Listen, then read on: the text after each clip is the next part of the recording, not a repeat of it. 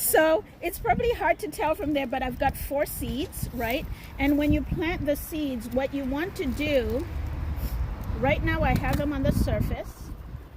And in case you were wondering, and if you were curious, would they grow if this was, like moist and the seeds were left on the surface?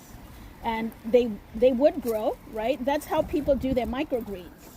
But what you want to do is you want to push your seeds in at a depth that is about twice the size of the seed, right? So for those of you guys that said, like you weren't successful with your seeds, starting your plants from seed, one of the issues might be that you had a small seed and you pushed it too far in the ground. And the poor little, like plant couldn't get all the way up to the light when it started to grow. So that's one of the issues.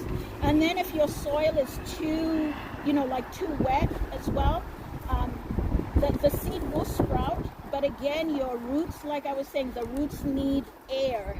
So if you have a lot of water, right, that suffocates them. So that's another reason why they might not sprout. So there we go. So I've planted that. Then the next thing that I would do is I do not have a cling wrap with me, but what I typically do is I put a cling wrap on top, and that's to retain the moisture, just keep the the environment moist, and that helps the seed grow.